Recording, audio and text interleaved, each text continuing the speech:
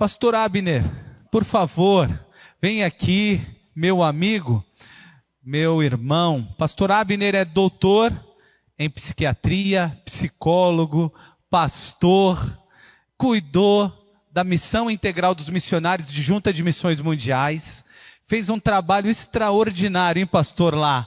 Quanta gente foi amada e cuidada pelo pastor Abner. Pastor Abner é pastor na PIB de Santo André, um dos pastores da PIB de Santo André, uma grande igreja. E hoje, ele é professor. Eu não vou ficar falando do currículo dele aqui, não, senão eu não paro mais, ele não prega. Se eu contar todo o currículo dele aqui, eu tomo o tempo dele de pregação. Ele é professor, inclusive fora do país, e o mais legal de tudo é que ele é um pastor de coração. Hoje de manhã eu preguei, você lembra? Falando, pastor, eu falei de Ur e Arão. Quando Moisés cansava os braços, Ur e Arão seguraram os braços dele. Pastor Abner, num momento muito delicado da minha vida, muito difícil, ele cuidou muito de mim. Ele e a Elza não está aqui. Você sabe o que a esposa dele está fazendo? Faltou gente lá no Ministério Infantil, ela está dando aula, a Elza. A Elza foi do meu time de trabalho, da Junta de Missões Mundiais, é gente muito querida mesmo. Mas num momento muito difícil, o Abner foi um daqueles que levantou meu braço, que estava arriando. Não só o braço, mas eu inteiro estava arriando, e ele foi alguém muito importante, muito especial, foi e é na minha vida. Pastor, que honra ter você aqui, que privilégio para essa igreja. Que Deus te use de forma poderosa. Amém. Como tem feito sempre, tá bom? Quero orar por você. Amém. Obrigado, Senhor, pela vida do pastor Abner, doutor Abner. Obrigado pelo amor e cuidado que o Senhor tem com a vida dele e com aqueles que são alvos através da vida dele e do Senhor. Obrigado por usá-lo de forma tão poderosa. Obrigado pelo amor que ele tem por ti. Obrigado porque ele chora por perdidos. Obrigado porque ele ama pessoas. Obrigado porque o Senhor colocou nele de fato um coração de pastor. É esse o coração do pastor Abner. E que hoje a nossa igreja experimente de tudo isso que o Senhor tem dado a ele a vida toda. Que a tua bênção seja sobre ele. Mas nós estamos aqui com os nossos corações abertos para sermos abençoados na instrumentalidade dele. É o que pedimos que o Senhor faça, em nome de Jesus, amém. Deus te abençoe, meu amigo. Amém. Graça e paz, queridos. Que privilégio, uma honra estar nessa igreja, nesse momento, 120 anos, que coisa maravilhosa, que presente de Deus, né? Eu fiquei imaginando ao ver as fotos lá embaixo, analisando e vendo a história de vocês. Quantas vidas alcançadas, quantas transformações já ocorreram aqui, né? Quantos fatos aqui inusitados, né? De vidas que foram alcançadas pela graça de Deus. E de repente Deus traz esse pastor que é meio maluco, né? A mãe dele já dizia, segundo ele, para oxigenar tudo isso daqui, trazer um novo momento para essa igreja. E eu entendo que de fato Deus está construindo algo e vai continuar construindo, porque os planos do Senhor não são frustrados.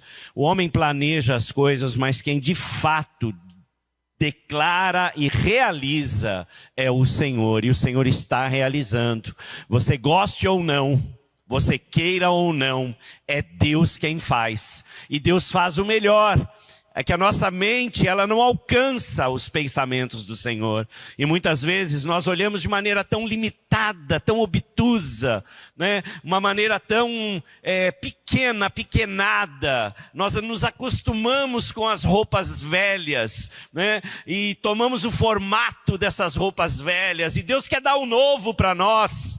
E Deus está dando novo, e Ele vai continuar dando novo. Irmãos, 120 anos de história. Vocês têm uma história linda e bela, né? E essa história, ela é fundamento para muitas transformações que já ocorreram, para muitos pastores que talvez saíram daqui e hoje estão pregando o evangelho, de famílias que foram alcançadas e continuam alcançando outras num efeito dominó e exponencial. Pessoas que você nem imagina foram tocadas pelas palavras que já saíram desse púlpito. E isso é graça de Deus, isso é pura graça que está sobre nós. E eu quero falar sobre um tema, reset da alma. Reset é um termo usado que a gente usa geralmente quando a gente lida com equipamentos eletrônicos, né? Quantos tem computador aqui? Isso. Alguns não, outros sim. Mas deixa eu te contar, às vezes você está trabalhando lá no seu computador e a sua tela, ela congela. Não sei se já aconteceu isso com você, né? Para tudo. Aí você começa, aperta a tecla ESC, fica apertando aquela teclinha ESC tentando alguma coisa, aperta controle Alt Del para ver se reinicia, e você vai tentando todos os artifícios para tentar fazer essa máquina funcionar. E não dá certo. Aí o que sobra? Qual que é o caminho? É você desligar lá da tomada, né? Ou dar um boot. Isso chama reset. E reset é isso. Reset é um recomeço. É quando toda aquela programação que estava por trás da sua tela, porque é isso que acontece, né? Você está lá com aquela tela da área de trabalho, e por trás daquela área de trabalho tem uma série de programas rolando que você nem imagina. Eles estão lá, está acontecendo, é o que faz o computador funcionar, né? Quando você dá em reset, é como se você paralisa todos esses programas e recomeça tudo outra vez. E a grande questão aqui espera um pouquinho. Será que eu preciso de um reset? Será que eu preciso de um recomeço em algumas áreas da minha vida? Será que todas as áreas da minha vida elas estão funcionando perfeitamente, alinhadas ao Senhor? Será que tudo que eu faço em todas as áreas, em todos os departamentos da minha vida, porque a gente tem esse costume, né, de departamentalizar as áreas da nossa vida. E muitas vezes, a gente entrega uma área e não entrega outra. A gente deixa Deus entrar em uma área e não permite que Ele entre em outra. É como se na sua casa você deixasse Deus entrar na sala, que está sempre arrumadinha, mas você não deixa Ele entrar no quarto, que às vezes está aquela bagunça, né? Você não abre o guarda-roupa, porque está lá tudo jogado, enfim, né? Cada um tem o seu drama, né? Em casa, né? Eu soube que lá embaixo, antes de ser o Kids Zone, era uma área de estoque, né? Onde vocês colocavam um monte de coisa. Às vezes a vida da gente está assim, acumulada, um monte de coisa ali, e Jesus não entra ali. Eu quero te falar uma coisa. Quero te dizer algo. Trevas é ausência de luz. Trevas é ausência de luz. Mal é ausência de Deus. Se tem alguma área na sua vida que está no escuro, que Jesus não está lá reinando, que você ainda não entregou para o Senhor, essa área está em trevas. Porque falta luz. Quem é a luz? Quem é a luz que ilumina todo homem? Quem é a luz, igreja? Agora sim. Então, se Jesus não está lá, eu quero te dizer, há um vazio espiritual que é preenchido por alguma coisa. Não existe lugar de poder vago. Presta atenção nisso. Não existe lugar de poder vago. Se Deus não está lá, tem alguma coisa lá, e isso não é bom. Porque tudo que é fora de Deus não é bom. Não é assim? Não é assim, irmãos? Não é assim? Então, em muitas áreas da nossa vida, muitas vezes, a gente vai ter que repensar, avaliar, refletir e ter a certeza que Deus de fato está no controle de cada uma dessas áreas. E aí a grande questão é, como que a gente sabe, por exemplo, a nossa mente, né, como um computador, obrigado querido, a nossa mente como um computador, né, às vezes ela fica sobrecarregada de muitas coisas, né? Um cérebro sobrecarregado pode apresentar uma variedade de sintomas que refletem estresse, fadiga mental e emocional. Eu quero trabalhar aqui dois aspectos. Tanto o aspecto emocional quanto o seu aspecto espiritual. Por quê? Porque eu entendo o seguinte: é impossível você ser maduro espiritualmente se você não for maduro emocionalmente. Maturidade emocional e maturidade espiritual, elas estão intrinsecamente ligadas. É impossível. As duas andam juntas. Você não pode ser maduro na fé, maduro espiritualmente, se o seu emocional ainda é infantilizado, se o seu emocional ainda é não desenvolvido. E a ideia aqui é eu entender que eu sou corpo, alma e espírito, e Deus tem que ser Senhor do meu corpo, da minha alma e do meu espírito. E aí pedir para que Deus de fato me ensine e me leve para esse caminho de maturidade, para que eu possa crescer em todas as áreas da minha vida. Presta atenção, Deus tem um plano integral para cada um de nós. O cuidado de Deus é sobre nós como um todo. Deus está preocupado em todas as áreas da sua vida. Ah, Senhor, como assim? Deus está preocupado com o que eu vou comer amanhã? Deus está interessado em que escola minha filha vai estudar? Deus está interessado em que carro que eu vou comprar? Deus está. Porque na verdade nós somos o quê? Nós somos mordomos de tudo que o Senhor coloca nas nossas mãos, inclusive da nossa família. Nós somos mordomos de tudo. Por isso que tudo que nós temos tem que estar submetido ao Senhor, para que a boa mão do Senhor então possa estar sobre cada área da nossa vida, abençoando cada momento da nossa existência. Queridos, quais são os sinais, por exemplo, que um cérebro, que é o meu corpo, pode indicar de que eu estou precisando de um reset, que eu estou precisando de um recomeço? Tem uma lista aí enorme para você, né? Fadiga mental, dificuldade de concentração, desorganização, ter lapsos de memória, né? Esquecimento, irritabilidade, mudança de humor, aquela labilidade de humor mudando constantemente, insônia. Como é que você tem dormido? Como tem sido o seu sono, né? Aumento do estresse e da ansiedade. Queridos, o Brasil é o país com o maior índice de estresse do planeta. Você sabia disso? Eu não sei aqui em Santos se as pessoas são estressadas. Eu acho que são. A gente estava na balsa e o indivíduo queria cortar todo mundo. E o cara da balsa falava, para. E o cara não parava. Eu falei, cara, eu estou em Santos.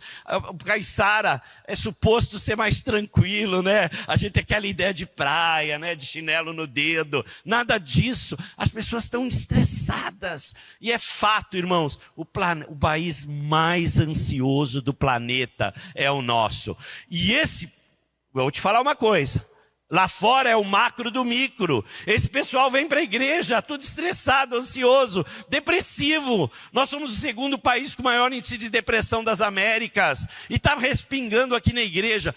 E às vezes nós mesmos, sentado aí no banco, você não conhece, a pessoa pode estar num quadro de ansiedade muito grande, aguda, passando por dificuldades enormes, uma depressão, uma tristeza, que ela não consegue às vezes nem vir para o culto. Ela faz uma força sobre-humana para levantar e vir para o culto, e a gente nem está sabendo. Isso é Brasil, e Santos faz parte disso, né? Então, falta de motivação, diminuição da criatividade, sintomas físicos, né? Como dor de cabeça, tensão muscular, problemas digestivos e outros sintomas físicos, isolamento social. A pessoa começa a se isolar, ela começa a se afastar das pessoas, não querer estar em grupo. Acaba o culto, ela sai correndo, ela não quer ficar no meio das pessoas. Tudo isso vai deflagrando, isso vai mostrando que é uma mente que precisa de um recomeço, é uma mente que precisa de um restart, é uma mente que precisa de um reset.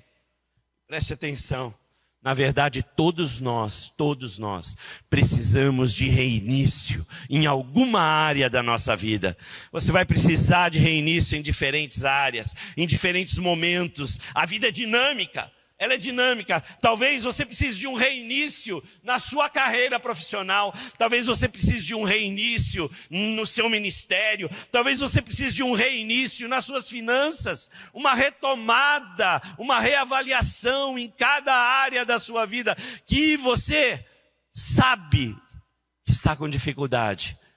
Mas você não tem cuidado de maneira adequada dessa área que está lá nevrálgica, pedindo um socorro, está sangrando e você não dá conta. Talvez o seu casamento precise de um reinício. Você precisa retomar a paixão que você tinha, talvez pela sua esposa. Você esqueceu porque você se apaixonou por ela. Você esqueceu o que moveu o seu coração, marido, para se aproximar dessa mulher. E mulher, talvez você tenha esquecido quem é esse homem. Por que eu me apaixonei por ele? Por que eu me envolvi com ele? O tempo foi matando algumas coisas, foi calejando algumas coisas. E é um momento talvez de você ter um reinício. É momento talvez de você apertar o botão e recomeçar algo novo na sua vida. Eu quero te dizer algo. Se houve algum momento na sua vida que você amou mais a Deus, que você sentiu mais a presença de Deus do que você sente hoje, você precisa de um reinício. Se houve um momento na sua existência que Deus para você assumia um lugar diferenciado, onde você tinha mais tempo de oração, mais tempo de leitura, mais tempo de comunhão, mais tempo de adoração.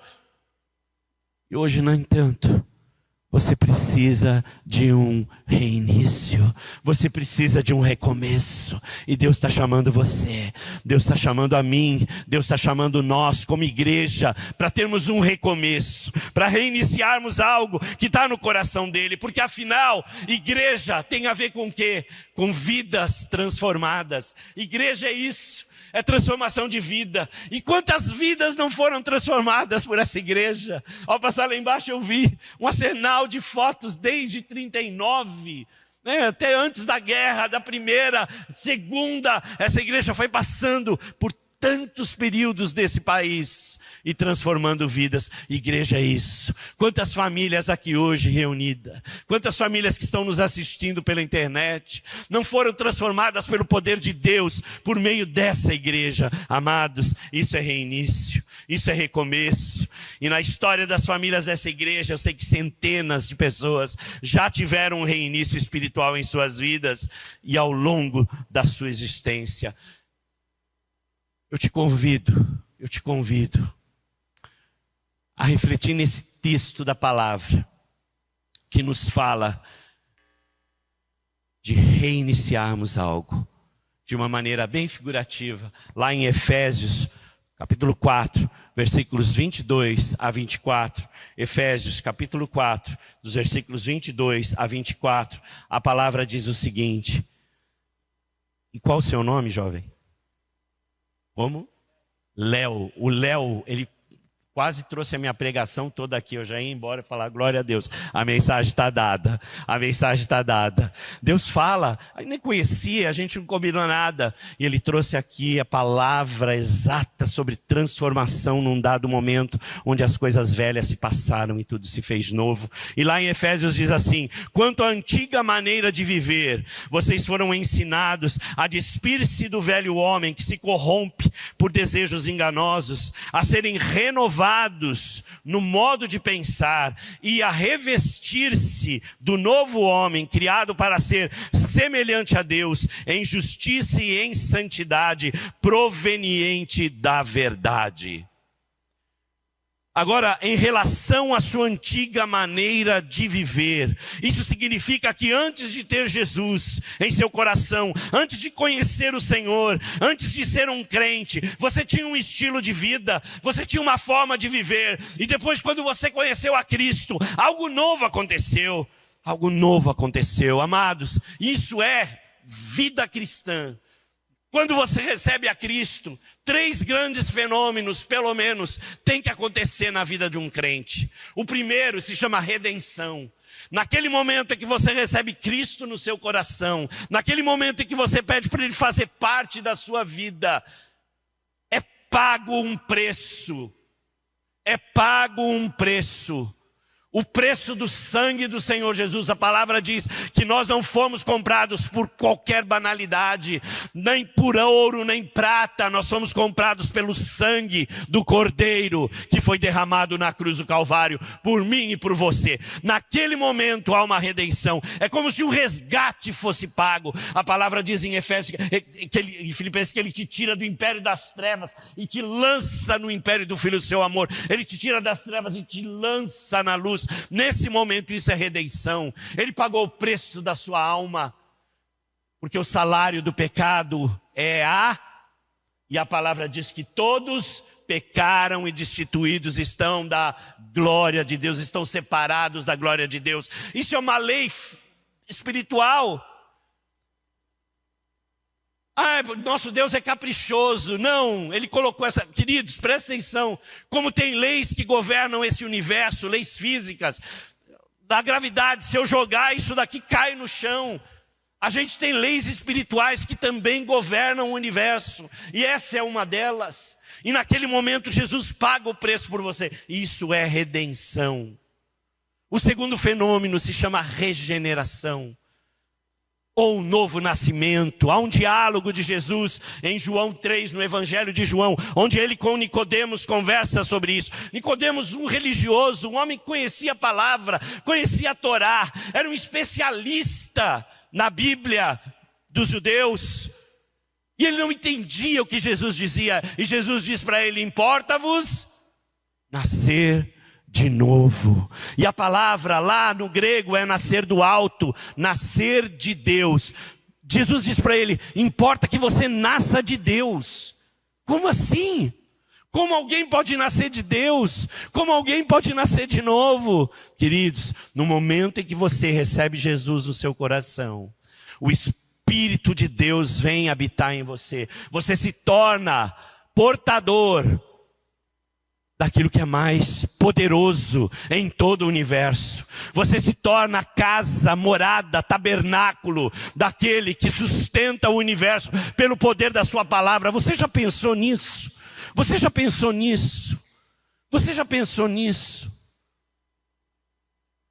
Se a gravidade fosse um pouco mais forte, os planetas colidiriam. Se ela fosse mais fracas, um pouquinho mais fraca, os planetas todos se dispersariam. A gente não teria a Terra. Tudo numa sequência maravilhosa. Um Criador que sustenta todas as coisas. Hoje, olhando para o mar, eu falei para minha filha falou: nossa, como é grande, né, pai? Eu falei: e como tem que ser respeitado, né? Porque é uma força enorme aquilo, gente. E a palavra diz que tudo isso o Senhor sustenta. Em Hebreus ele diz: pelo poder da sua palavra. E esse poder, esse Senhor, esse Jesus, que sustenta tudo pelo poder da sua palavra, habita em você. Isso é novo nascimento. Nesse momento você recebe um DNA divino na sua vida.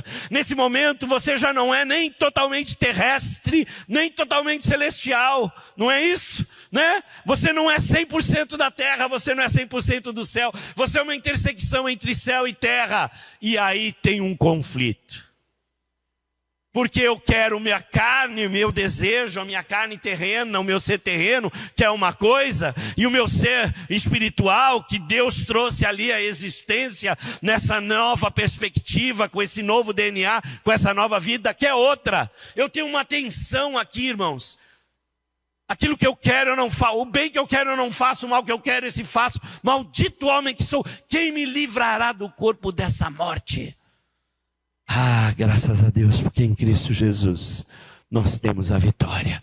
Essa luta que você vive dia a dia, onde você tem que escolher entre o projeto de Deus e o seu projeto, entre o projeto de Deus, o desejo de Deus e o desejo da sua carne, porque a sua carne deseja.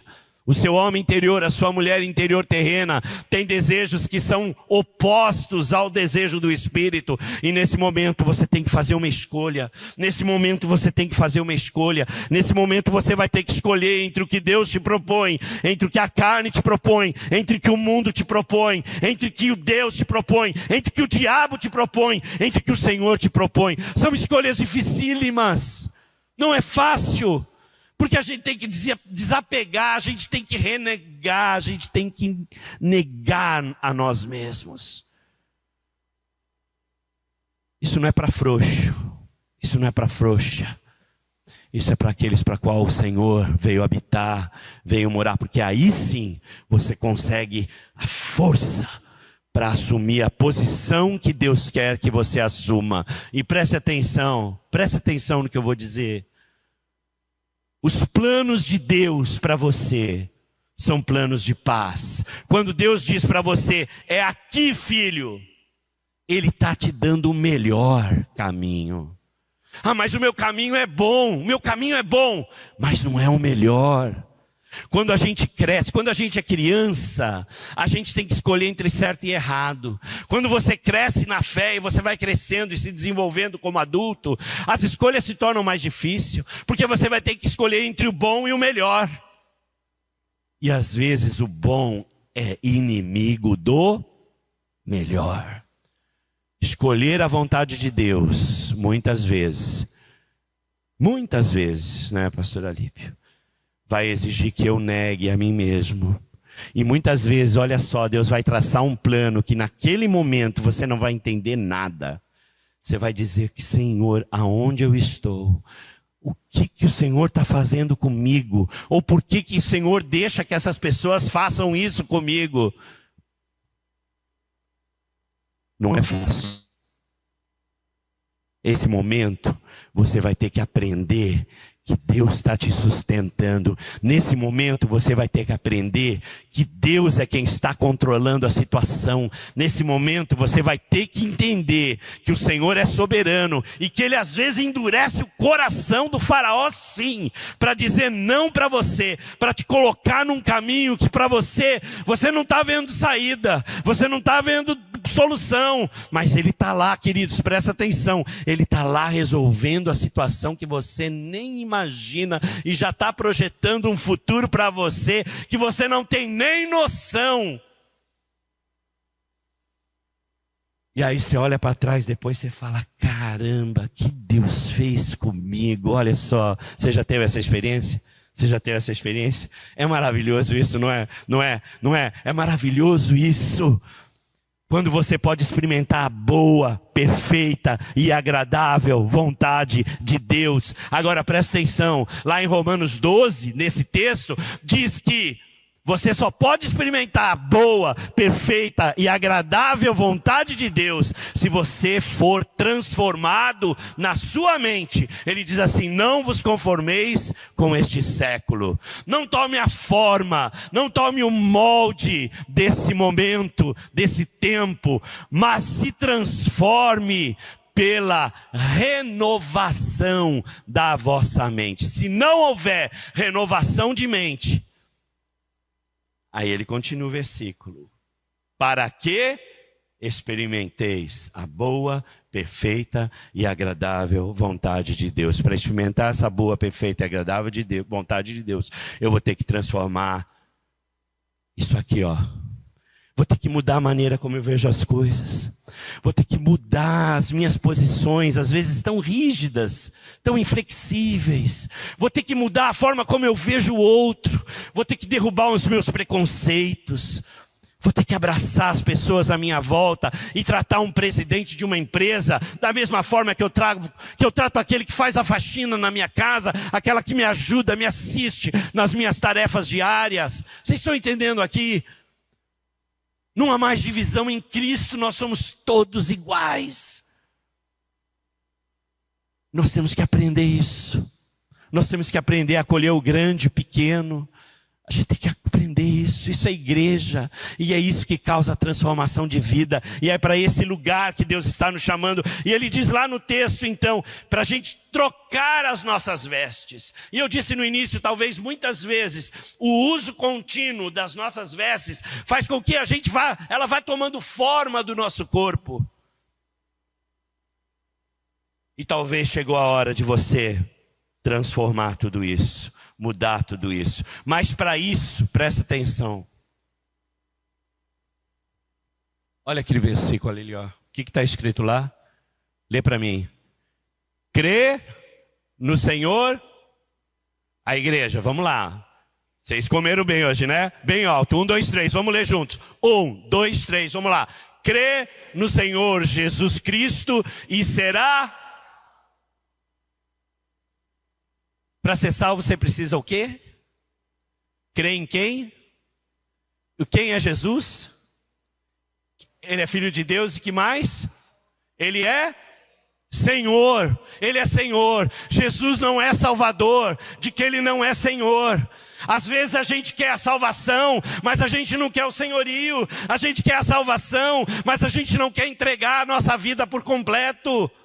Não há salvação se Ele não for Senhor da sua vida.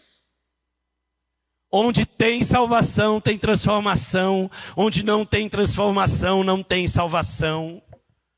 Quantos foram transformados aqui? Você era uma pessoa e hoje você é outra. Levante sua mão. Sabe o que é isso? Sabe o que é isso? É o Espírito Santo na sua vida, realizando o terceiro processo. Eu não falei que tinha 2?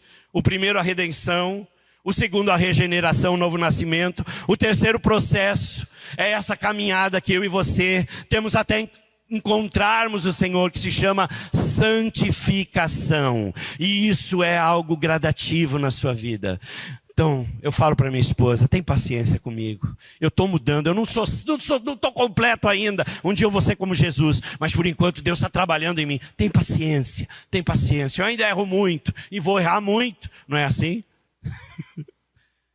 Tem paciência com Ele. Tenha paciência com ela, né? Isso faz a gente caminhar, lembrar, presta atenção. Aquele que começou a boa obra em você, Ele vai completar. Meu amado, minha amada, Deus começou um projeto na sua vida. No momento que você foi redimido, regenerado e começou a caminhar em santificação, Deus começou um projeto em você. E Ele vai terminar esse projeto. Ele vai concluir esse projeto. O sonho de Deus, o desejo de Deus é que você seja como Jesus. Esse é o projeto de Deus na sua vida. Que você chegue à varonilidade perfeita em Cristo Jesus. Que você seja como Ele é. A palavra nos diz isso. E isso vai ser terminado. Esse processo termina quando você estiver diante do Senhor. Até lá, nós estamos em obra. Até lá, nós estamos em manutenção. Até lá, nós estamos sendo transformados. Muitos, preste atenção nisso, se lavam no sangue do Cordeiro. E depois de limpo, eles colocam aquelas roupas velhas. Você toma um banho no sangue do Senhor. Você se torna alvo como a neve, como diz o cântico, né? O nosso cântico. Alvo como a neve, não é isso? Né? E aí você, depois de estar limpo, você vai lá e pega aquelas roupas sujas, coloca de novo em você. O que acontece com você, querido? Você estava limpo, cheiroso, cheirosa. E aí você põe aquela roupa suada, suja, imunda, fética. A palavra diz para a gente lançar fora isso. Começar algo novo. 2 Pedro 2, 20 e 22 diz o seguinte: se tendo escapado das contaminações do mundo por meio do conhecimento do nosso Senhor e Salvador Jesus Cristo, encontra-se novamente nelas enredadas e por elas dominadas, estão em pior estado do que no princípio. Teria sido melhor que não tivesse conhecido o caminho da justiça, do que depois de o terem conhecido, voltarem as costas para o santo mandamento que lhes foi transmitido. Esse versículo é terrível. Olha o que ele fala. Confirma-se neles que é verdadeiro provérbio: o cão voltou ao seu vômito, e ainda a porca lavada voltou a revolver-se na lama. Quantas vezes a gente decide não fazer aquilo que o Senhor nos manda? Quantas vezes nós decidimos pecar de fato? Isso é voltar para a lama suja. Isso é voltar para aquele vômito. Posso te dizer algo? Quando isso acontece, sabe qual é o caminho? Sabe qual é o caminho? É você voltar para os braços do Pai. Quando isso acontece, o caminho é você voltar para a presença de Deus. Quando isso acontece, depois que você encontrou Jesus, você foi transformado, você foi regenerado, você começa um processo de santificação, e de repente você cai de novo naqueles pecados antigos, você retoma um estilo de vida antigo. Eu não sei se tem alguém aqui na igreja do qual isso tenha acontecido, ou alguém que está nos assistindo em casa pela internet. Se isso aconteceu, eu quero dizer algo para você. Deus te chama de volta, Deus te chama para casa, Deus quer te receber de novo, Deus quer lavar você outra vez. O Senhor não desiste de você, o Senhor não desiste de você.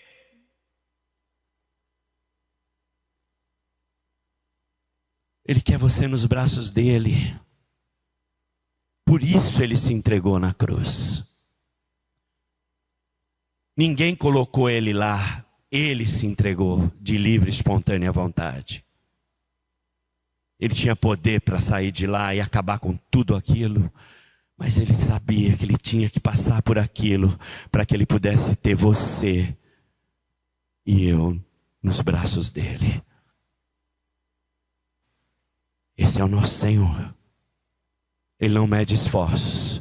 Se você caiu, a palavra diz: olha lá, veja onde caístes, e volta para o primeiro amor, volta lá para o começo, recomeça, porque eu quero receber você nos meus braços. E qual que é o caminho do recomeço? Primeiro, peça a Deus para começar a fazer algo novo em sua vida. Você está realmente disposto a ter o projeto de Deus na sua vida? Você está realmente disposto a alinhar a sua vida aos projetos de Deus? Então, meu querido e minha querida, você tem que começar pedindo. Simplesmente isso. Senhor, faça algo na minha vida. Senhor, realmente eu quero ser transformado. Senhor, realmente eu quero uma mudança radical na minha vida. Jesus é craque em mudança de vida. Olha só, Apocalipse 21:5 diz assim: aquele que estava sentado no trono disse: estou fazendo novas todas as coisas. Novas todas as coisas. E acrescentou: escreva isso, pois essas palavras são verdadeiras e dignas de confiança. Amados, Jesus, job description de Jesus: eu sou bom em transformar as coisas. Job description de Jesus: eu transformo vidas. Veio a mim, eu transformo. Vem a mim, eu transformo. Vem a mim, eu transformo. Esse é o nosso Deus. E eu quero dizer algo para você: é impossível você entrar na presença de Deus e não ser transformado. É impossível. Eu costumo dizer: nunca confie num homem que não manca. Nunca. Lembra de Jacó? Lembra? Quando ele encontrou Jesus, o Deus, o que aconteceu? Aquele encontro com o Senhor, o que aconteceu? Houve um deslocamento ali, né? E ele começa o quê? Mancar. Quando você encontra Deus, alguma coisa tem que mudar. Se não mudou, eu desconfio que você não encontrou Deus. Por isso, quando eu perguntei aqui quantos tiveram sua vida transformada, a igreja inteira levantou a mão. Porque você reconheceu que você era um e hoje você é outro. Esse é o caminho que o Senhor nos propõe. Olha só, ai pastor, você não sabe, pastor, o que eu tenho feito, os pecados que eu tenho vivido. Eu quero dizer para você, olha esse salmo, Salmo 51, 10. Foi escrito por uma pessoa que, segundo a palavra de Deus, tinha um coração segundo Deus, tinha um coração que agradava a Deus, era um homem segundo o coração de Deus. Sabe quando Davi escreve esse salmo? Foi depois de matar um homem que era marido da mulher que ele desejou. Foi depois de cometer praticamente um homicídio. E depois de ter deitado com a mulher desse homem, ele escreve esse salmo, pedindo ao Senhor que renove a vida dele. Ele não esconde. Quando o profeta chega diante dele e conta a história da ovelhinha, ele reconhece que ali ele tinha pecado. Ele não racionaliza como você e eu fazemos às vezes. Sabe o que é racionalizar? É você mentir para você mesmo, de maneira racional. Você encontra explicações para o erro que você cometeu.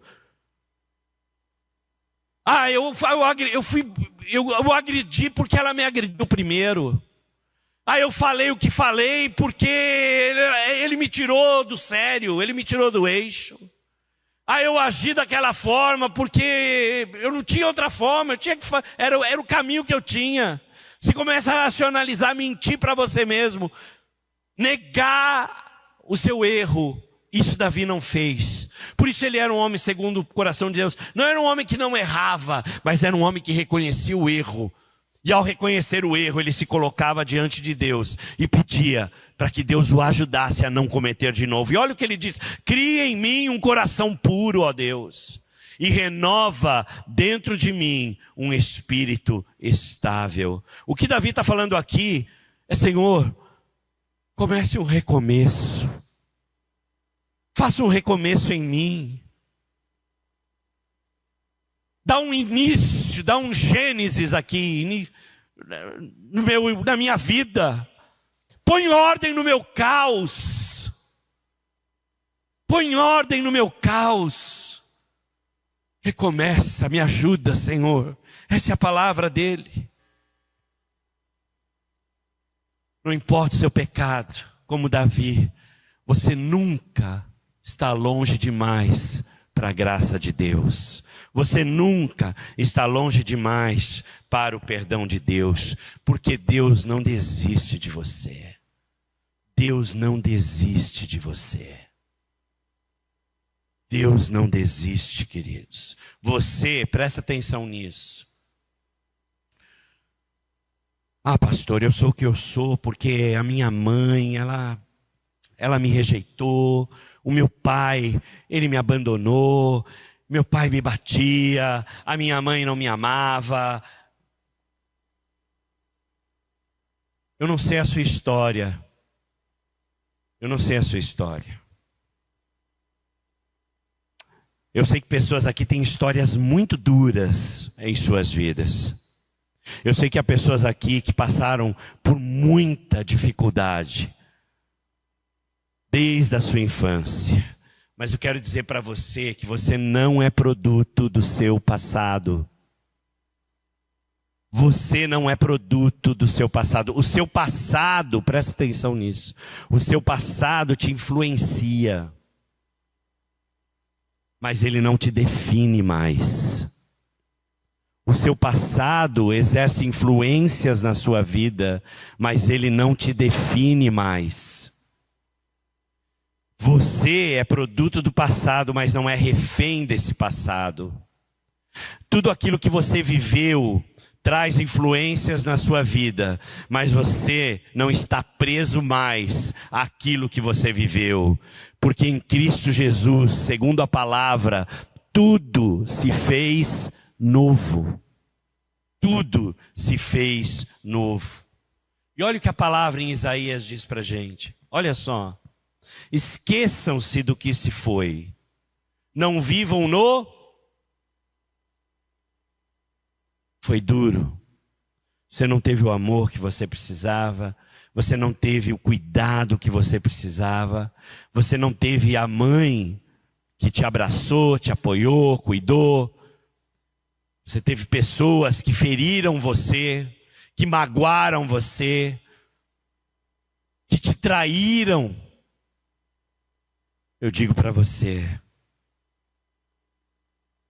esse passado você pode deixar lá atrás. Você não precisa mais carregar com você. E começar algo novo. Esqueçam o que se foi, não vivam no passado. Vejam, olha o que Deus diz para você e para mim, queridos. Olha só, vejam, estou fazendo uma coisa nova. Estou fazendo uma coisa nova. Ela já está surgindo. Ela está despontando. Ela está brotando. Ela está começando. Você ainda não vê, mas ela está surgindo. Vocês não percebem? Até no deserto vou abrir um caminho e riachos no ermo. Você não está vendo agora, mas Ele está fazendo. Você não está vendo agora, mas Ele está movendo as coisas. Ele está movendo as coisas. Enquanto você dorme, Deus trabalha. Enquanto você descansa, Deus trabalha. A palavra diz isso, não diz? Que Ele trabalha para aqueles que neles esperam. Amados, Deus diz que não quer que você olhe constantemente para o retrovisor. A palavra aqui é essa. Quando você dirige o seu carro, você fica olhando para o retrovisor? Fica. Você dirige olhando para o retrovisor? Se fizer isso, você bate o carro, né? Você está olhando lá atrás, não é? Você olha para frente, não olha? Às vezes você dá umas olhadinhas lá para ver como é que estão as coisas lá atrás. Não é assim? Não é assim? Deus está falando, para de olhar para o retrovisor, filho. Olha para frente. Olha para o caminho que eu estou te propondo. Olha para os sonhos que eu tenho para você. Olha para tudo que eu estou fazendo na sua vida. E você ainda não percebeu. Ela está surgindo e você ainda não viu. Olha para frente. Eu estou lá na frente. Eu estou te guiando. Eu estou fazendo um caminho no ermo. Calma. Calma, tenha paciência. Eu não completei a obra ainda que eu comecei na sua vida. Tenha calma. Eu vou concretizar essa obra. Mas você tem que ser paciente. A gente perdeu essa qualidade. A gente vive no tempo do instantâneo. A gente quer tudo para ontem. No reino de Deus não é assim não, meu irmão, minha irmã.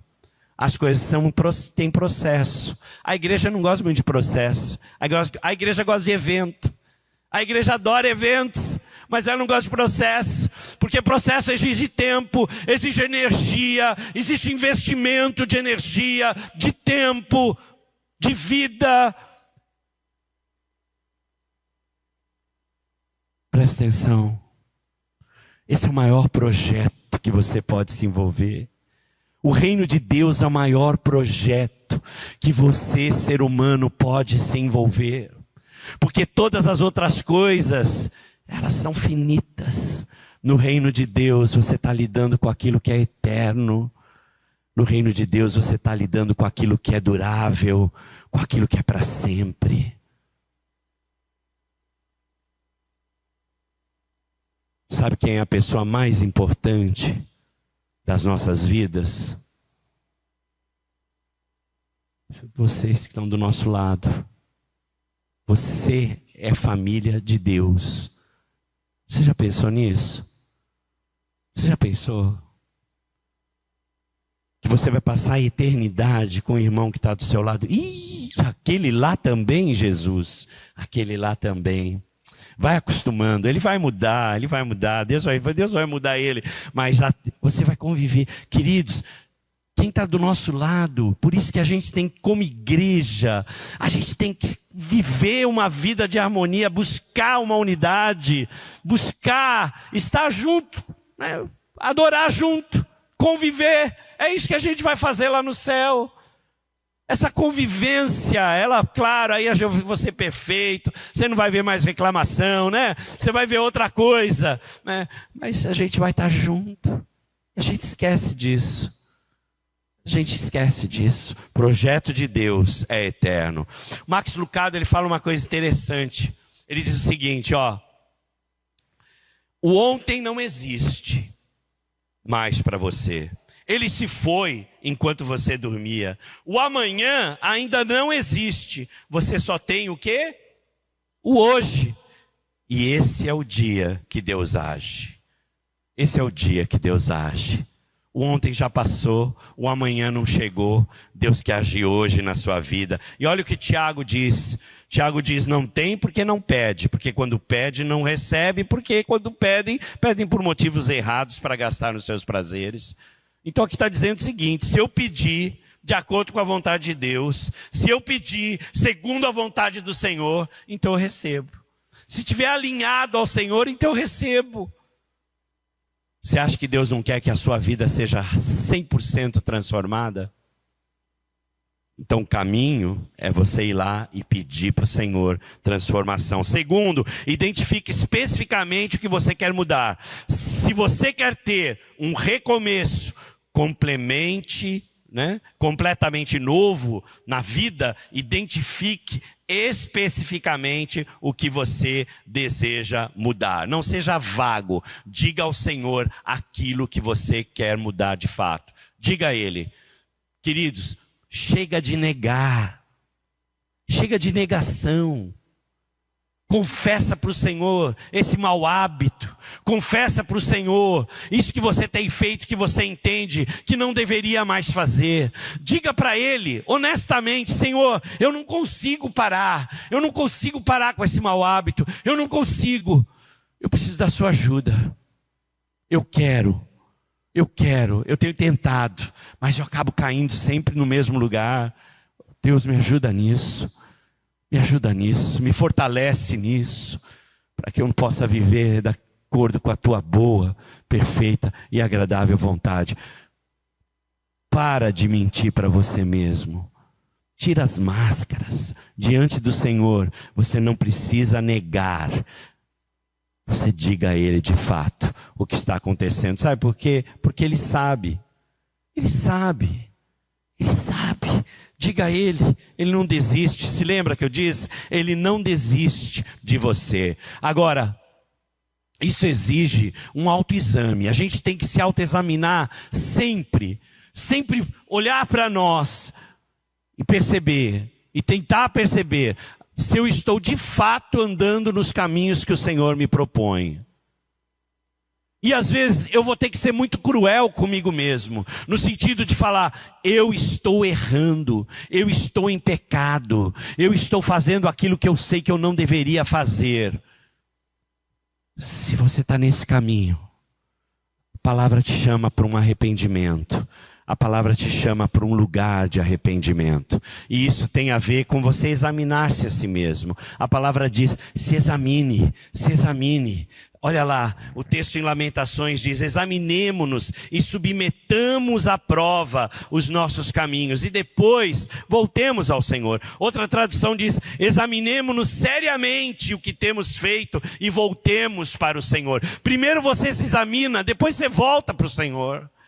Essa volta vai exigir um autoexame, essa volta vai exigir que você seja honesto com você e assuma diante do Senhor aquilo que você sabe que você tem feito e que não deveria fazer. A palavra em 1 Coríntios também diz, examine-se o homem a si mesmo, primeiro se examine, depois celebre e tenha comunhão. Examine-se o homem a si mesmo, depois coma do pão e beba do cálice. Em 2 Coríntios, ele diz lá, examinem-se para ver se vocês estão na fé.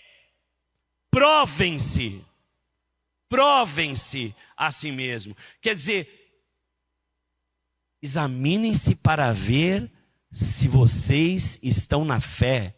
Isso quer dizer que eu posso andar e não estar na fé? Não sou eu que estou dizendo. A palavra diz para eu me examinar. E eu testar os meus caminhos, para saber se eu estou de fato andando nos caminhos que o Senhor me propõe. Não é o pastor Abner que disse isso, não. Quem diz isso é lá, 2 Coríntios 13, 5. Você vai lá e briga com ele. Não briga comigo, não. Foi o apóstolo Paulo que escreveu isso. Queridos, estamos quase terminando. Terceiro ponto. Ixi, sumiu lá. Está lá, isso. Estamos no terceiro ponto, não estou enxergando. Isso, viva em comunidade, não deixe de congregar. O pastor Alípio te deu um alívio, né, nessa semana, né? Descansa aí, retoma suas forças. Mas ele foi enfático. Domingo que vem eu quero vocês aqui, né? Com esse sorrisão dele. Domingo que vem eu quero vocês aqui. Vem aqui no domingo. Queridos, a palavra diz isso. Não é o pastor Alípio, não. Sabe por quê? Porque comunidade é o antídoto de Deus para o desânimo, para a derrota e para o fracasso. É o antídoto de Deus para tudo isso. É na comunidade que você se fortalece. É aqui que você se renova. É nesse ajuntamento que Deus faz as suas maravilhas. É quando a gente está orando junto, o Senhor começa a mover as coisas. Quando você ora aqui, irmão, e dizem amém, o Senhor sela isso. E as coisas vão sendo mudadas e a gente nem tem noção disso. A sua oração em comunidade, ela é tão poderosa, meu irmão, você não tem noção disso. Se a gente tivesse noção do que Deus faz quando seu joelho dobra, a gente gastaria mais tempo em oração. Estávamos no Trianon, um parque lá na Avenida Paulista, com um grupo de jovens orando e lendo a palavra. Um senhor se aproxima e diz: o que vocês estão fazendo? A gente está lendo a Bíblia. Posso estar aqui com vocês? Pode, claro. Ele entrou lá, ficou com a gente. Aí no final, demos as mãos, fiz a oração do Pai Nosso, a oração do Senhor. Por quê? Porque é uma oração comum. Católicos, espíritas, todos conhecem essa oração. Eu queria fazer uma ponte para alcançar aquele rapaz. Oramos juntos. Nesse momento ele caiu endemoniado no meio do parque. Começou a serpentear no meio dos bancos. E nós repreendemos o inimigo. Ele saiu, o cara ficou como morto ali. Cansado, exausto, corpo exausto. Levamos ele para casa de uma irmã que era próxima. Era domingo. Convidei ele para ir para a igreja. Ele foi. Na segunda-feira ele me liga e diz: Abner, você está orando por mim? Eu falei: estou. Ele falou: então para. Eu falei: por quê? Porque eu estou invocando as minhas entidades e elas não descem. Está tendo uma guerra na minha casa. Tem anjos aqui com espada desembainhada e eu não consigo descer as minhas entidades. Para de orar por mim. Rapaz, eu não sabia o poder da oração. Eu não entendia, eu não tinha ideia que quando eu orava, Deus estava mandando anjos ali para trabalhar na vida desse indivíduo. Quando você ora, Deus move os céus. E isso acontece em comunidade, irmãos. Isso em comunidade, eu sempre faço isso, viu? Sempre, fica tranquilo. Em comunidade, Deus vai mudando, vai movendo as coisas. Por quê? Porque nós somos, embora sejamos muitos, segundo a palavra nos diz, lá em Romanos 12, 5, embora sejamos muitos, formamos um corpo em Cristo, e individualmente somos membros um do outro, e a palavra ainda nos diz lá em Hebreus, está lá? Não está movendo, isso, agora foi, não deixemos de reunir-nos como igreja, segundo o costume de alguns, mas encorajemo-nos uns aos outros, ainda mais quando vocês veem que se aproxima o dia. A palavra aqui é enfática. Vamos estar juntos, vamos se reunir, vamos orar, vamos transformar santos em nome de Jesus.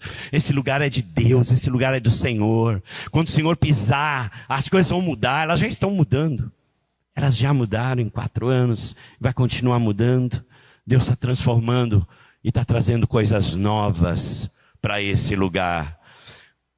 Quarto e último ponto, para você não entrar em desespero: elimine qualquer coisa que seja prejudicial ou insalubre. Você trouxe esse versículo também, versículo poderoso lá de Hebreus. Olha só: portanto também nós, uma vez que estamos rodeados por tão grande nuvens de testemunhas, livremo-nos de tudo o que nos atrapalha e do pecado que nos envolve, e corramos com perseverança a corrida que nos é proposta. Interessante esse versículo, interessante. Ele fala para a gente se livrar daquilo que nos atrapalha e do pecado. Então tem coisas que nos atrapalham que não são pecados, mas que elas dificultam a nossa caminhada. Há coisas que você talvez esteja fazendo, que esteja roubando o seu tempo. Há coisas que você faz que roubam você daquilo que é mais importante. A sua agenda, ela precisa ser transformada. Desculpa falar isso para você, mas talvez você tenha colocado na sua agenda tanta coisa, que você está perdendo aquilo que é mais importante. O que é mais importante, meu irmão? O que é mais importante, minha irmã? Qual é o primeiro mandamento?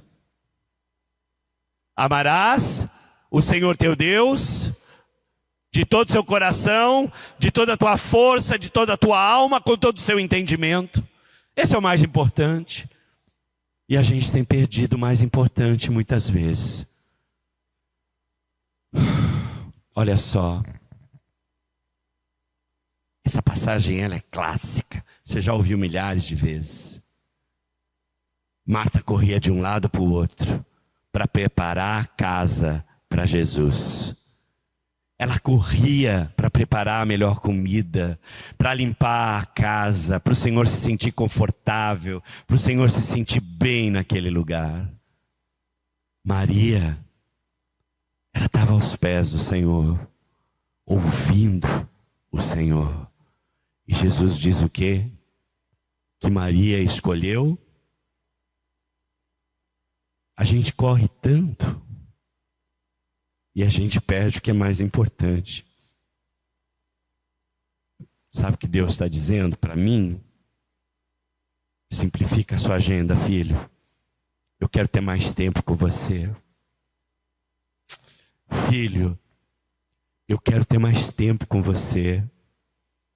A palavra lá em Cantares diz assim: pomba minha que se esconde nas fendas escarpadas, deixe-me ver o teu rosto, deixe-me ouvir a tua voz, porque o teu rosto é lindo e a tua voz é suave. Jesus está dizendo para mim e para você: filho amado, filha amada, deixa eu ver o seu rosto, deixa eu ouvir a tua voz. Eu tenho saudade de você.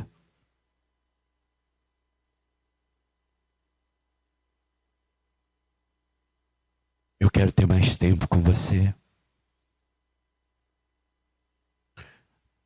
Você quer um recomeço? Você quer um renovo? Você quer um reset? Você tem que buscar a face do Senhor. Porque a palavra diz que é contemplando que somos transformados. Sem transformação, sem contemplação, não há transformação. Agora sabe o que? Se você sair daqui e não fizer nada, vai continuar tudo igual. Se você sair daqui e não fizer nada, não mudar nada na sua vida, vai continuar tudo igual. Se você sair daqui hoje e começar a dar mais tempo para Deus, entrar na tenda do encontro, e se colocar diante de Deus, ler a palavra, orar e buscar, então sim, as transformações ocorrerão. Não tem almoço grátis. Não tem almoço grátis. Você quer transformação? Você vai ter que investir tempo e coração. Senão não haverá transformação. Deus te abençoe em nome de Jesus.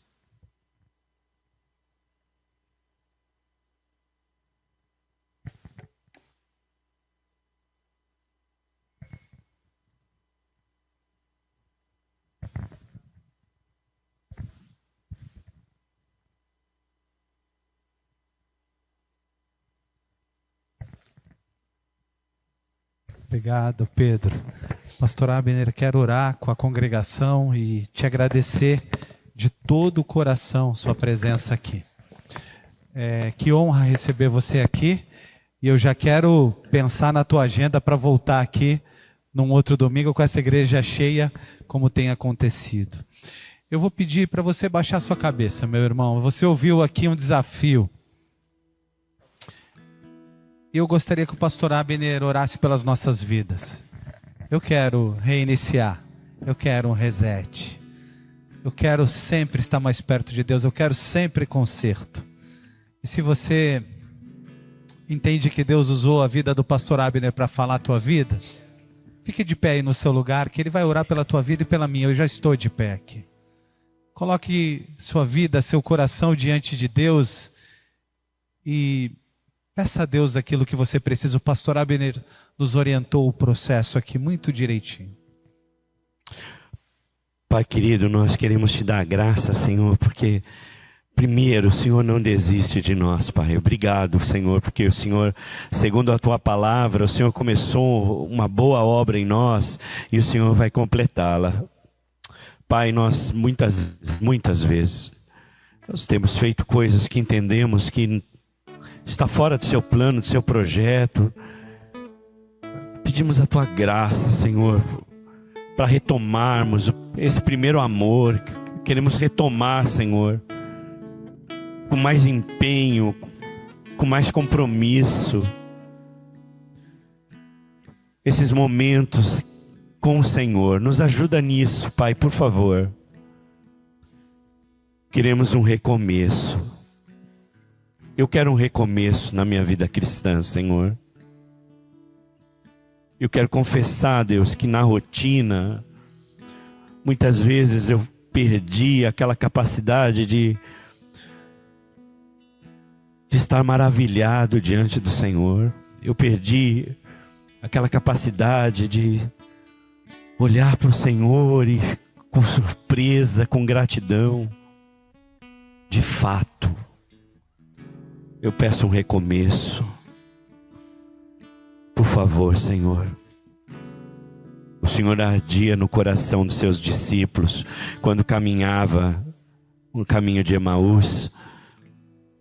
Arde no meu coração, arde no coração de cada irmão aqui, Senhor, por favor, de cada irmã, de cada um que nos assiste. Nos ajuda, Senhor, a contemplar a tua face e a viver as transformações que o Senhor tem para cada um de nós. Como indivíduos e como igreja, nós queremos isso. E nós pedimos, Senhor, sinta-se livre para fazer da minha vida, das nossas vidas, tudo aquilo que o Senhor tem e planejou para nós. Em nome de Jesus. Amém, Senhor. Amém. Você pode se assentar. O pastor Abner trouxe alguns livros, pastor, é isso? Você quer falar um pouquinho aí para o pessoal? Marqueteiro, né? Deixa eu cuidar disso então. Aqui, ó. Cura da Alma, um manual de relação de ajuda. Nesse livro eu trabalho questão de ansiedade, depressão, burnout. São as aulas que eu dou na pós em aconselhamento na Faculdade Teológica Batista. E como é que você trabalha tudo isso? Falo do ciclo vital familiar, as crises que as famílias enfrentam, o desenvolvimento que a família passa, desde a hora que casa, nasce bebê, adolescente. Quais são as crises esperadas e como intervir nisso? Vozes que clamam no deserto, eu faço um retrato aqui de como estão os missionários e pastores transculturais brasileiros no mundo, né? Foram 900 e poucos pastores e missionários, desses foram 327 que entraram no critério para esse livro, e ali eu fiz um rastreamento da saúde mental. Então, além de dar esse registro, o que faz esse livro? Ele dá técnicas para você prevenir a ansiedade, prevenir a depressão, prevenir o burnout, que é a exaustão por questões de trabalho, laboral, né, que te paralisam, é um estresse agudo por conta do trabalho. E esse livro, Abuso Sexual Infantil, Prevenção, Identificação, Intervenção, eu trabalho aqui um problema de saúde pública. O Brasil é o segundo país com maior índice de abuso sexual do planeta. A gente perde para a Tailândia. A cada 11 minutos uma criança é estuprada, é violentada, é abusada sexualmente na nação brasileira. E a cada 45 segundos uma criança sofre algum tipo de abuso além do sexual. Como que eu identifico se essa criança foi abusada? Quais os traços que ela traz no comportamento, nas emoções, nos relacionamentos? Como que eu identifico um abusador? Qual é o perfil desse cara? Como que ele pensa? Quais as estratégias que ele usa para poder entrar na igreja, para poder entrar nas escolas? Como que essa mente maligna pensa? E como que eu previno tudo isso? Como que eu posso ajudar meu filho, minha filha, meu neto, minha neta, meu sobrinho, minha sobrinha a se prevenir contra esses avanços que hoje têm sido tão frequentes, inclusive por meio da internet, que hoje é o maior portal de assédio no mundo. Então aqui dá uma dica aí de como a gente faz para tratar tudo isso. Obrigado, pastor. Muito obrigado. Sua água, que bênção tê-lo aqui. E eu vou tentar, irmãos, uma data na agenda do pastor Abner, para ele voltar aqui um outro domingo pela manhã. Como a gente está ajudando lá a Igreja Cidade Oceã, vamos trazê-lo por o dia todo. Ele prega aqui de manhã, à noite lá. Tenho certeza que vai ser um privilégio. Pastor, que bom te receber. Meus irmãos, nós vamos orar, fazer a bênção pastoral aqui. Eu vou pedir para você descer com vagar. Se você puder, adquira o livro do pastor Abner. Não sei se é possível adquirir alguns exemplares pela igreja, para o Ministério Infantil, sobre abuso sexual. Eu acho que é importante deixar disponibilizado aí 2 ou 3 exemplares para eles rodarem entre eles. E a gente está de olho aqui no nosso Ministério Infantil nesse tema. Há abusos relatados dentro de igreja. Os abusadores se envolvem dentro da igreja, se disfarçam de gente boa e têm feito dentro de igrejas. Mas aqui a gente está de olho nisso. Nós temos câmeras, nós temos gente se preparando. Eu acho que o livro do pastor Abner vai nos ajudar ainda mais a estar atento a esse tema. E estamos sempre atentos a essas questões e à proteção das nossas crianças. Elas são o nosso tesouro. Não mexam com as nossas crianças. É um tema importante aqui para nós. Elas são protegidas por nós, em todos os sentidos. Nem pai, nem avô, nem tio, nem família, nem ninguém nessa igreja toca em nossas crianças. Esse é um ponto básico para nós. Temos aí quase 60 crianças, nós protegemos elas com todo carinho e coração. E eu me interessei por esse livro, também vou comprar. Se você puder, compre. Pastor Abner tem esse material aí disponibilizado para venda. Ele vai estar ali no corredor da igreja com os livros, tá bom? Vamos fazer a bênção pastoral. Se você puder ficar de pé. Hoje a gente foi até um pouquinho mais tarde, mas foi uma bênção, né? Geralmente o pastor Abner termina aqui 8h15, 8h20, mas te ouvir, a gente ficaria aqui até meia-noite. Não, foi bênção. Eu estou contando só para você ver que ninguém arredou o pé aqui, o povo fica mesmo, porque foi uma bênção te ouvir, foi um privilégio, pastor. Peça perdão, não, eu fiquei aqui torcendo para você falar mais aqui para os nossos corações. Vamos orar, irmãos? Deus, obrigado por um tempo como esse, obrigado por termos nessa noite um homem tão preparado em todos os sentidos, mas com o coração principalmente rendido ao Senhor. Que o Senhor continue falando através de homens como o pastor Abner. Que privilégio tê-lo aqui, te agradecemos por isso. E que o amor de Deus, nosso Pai, a graça do nosso Senhor e Salvador Cristo Jesus e a consolação do Consolador Espírito Santo esteja com toda a igreja, espalhada por todos os lugares do mundo, mas nos alcançando aqui também, É o que pedimos. Amém.